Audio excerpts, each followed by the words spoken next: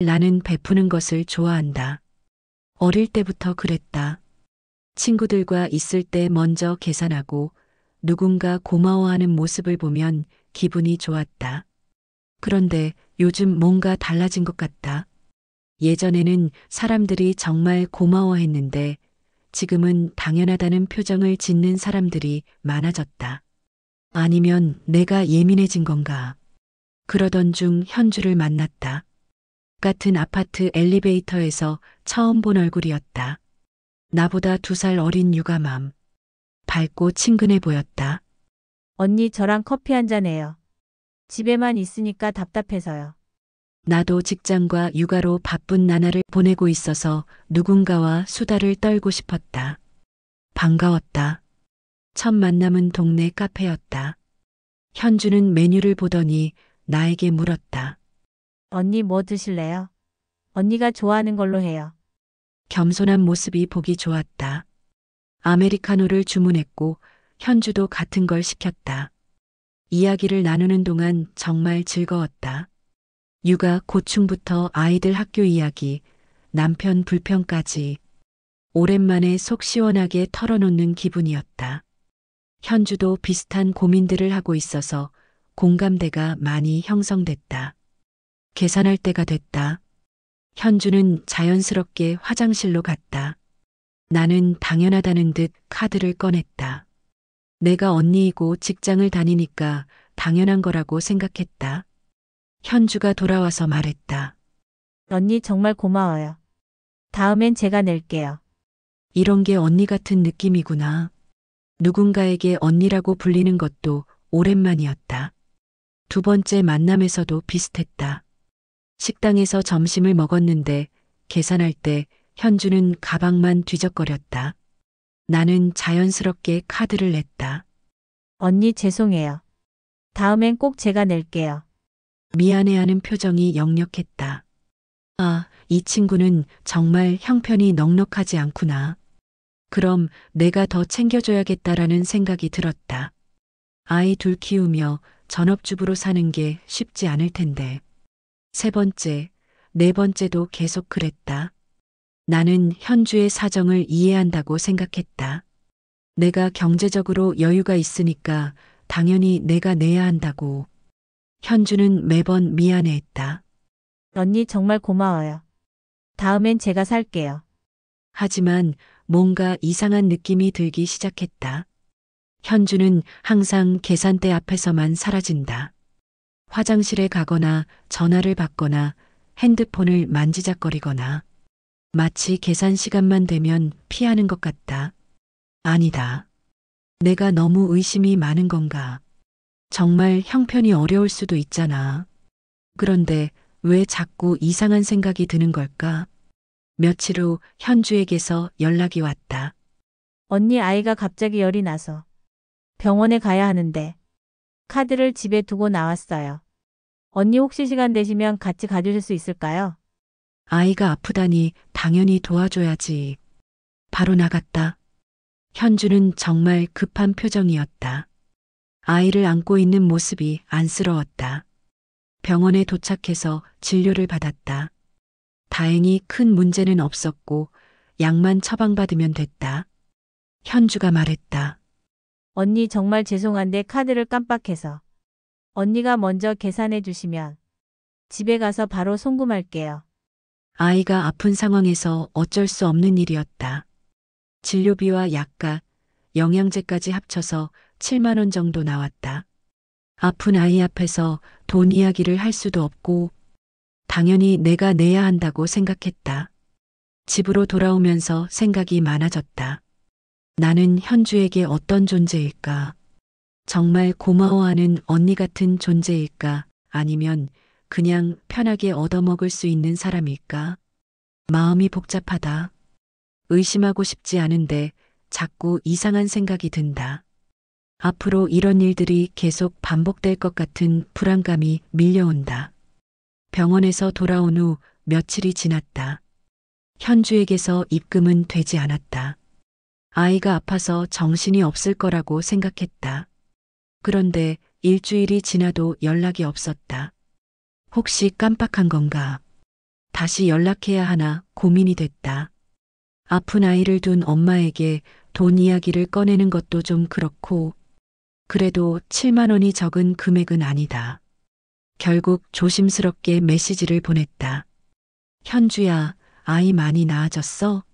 바쁜 중에 미안한데 저번에 병원비 입금 부탁해. 답장은 금방 왔다. 언니 미안해요. 아이 때문에 정신이 없어서 깜빡했어요. 지금 바로 보낼게요. 그런데 입금된 금액을 보니 또 모자랐다. 이번에는 5천 원이 부족했다. 5천 원 때문에 뭐라고 할 수도 없고 마음이 이상해졌다. 처음도 아니고 또 금액이 틀렸다. 우연의 일치일까? 아니면 일부러 그러는 걸까? 내가 너무 속이 좁은 건가? 5천 원 가지고 이런 생각을 하는 나 자신이 한심해 보였다. 며칠 후 현주에게서 연락이 왔다. 언니 우리 집에서 밥 먹어요. 어제 남편 어머니께서 직접 김치찌개를 끓여서 보내주셨거든요. 맛있게 끓여주셨는데 저 혼자 먹기에는 너무 많아서요. 시어머니가 직접 끓여주신 김치찌개라니 뭔가 따뜻한 느낌이었다. 나도 반찬 걱정 없이 편하게 갈 수 있을 것 같았다. 현주 집으로 가면서 과일을 샀다. 빈손으로 갈 수는 없으니까. 현관문을 열고 들어가니 현주가 반갑게 맞았다.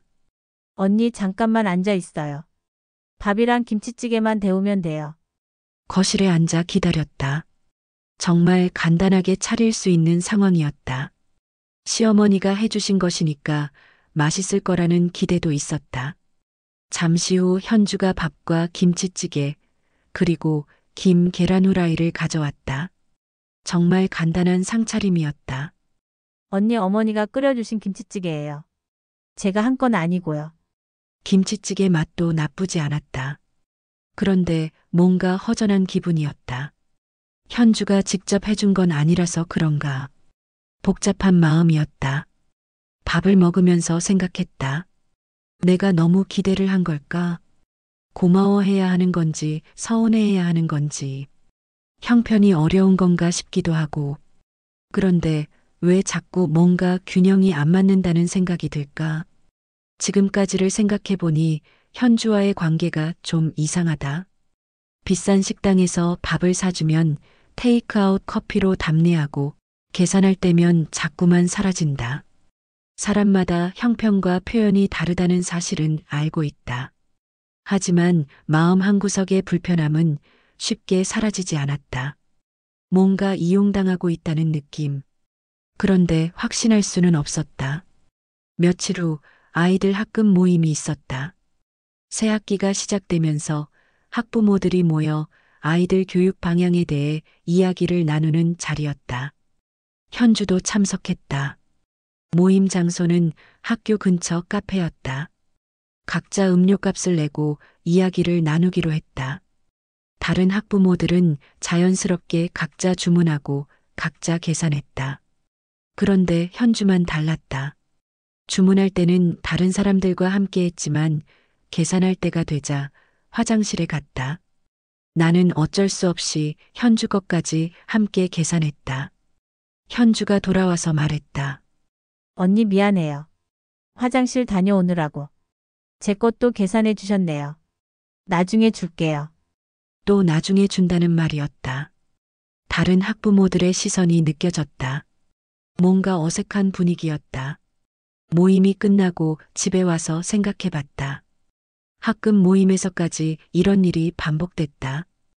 혹시 다른 사람들이 이상하게 생각하는 건 아닐까? 나만 계속 계산하는 모습을 어떻게 봤을까?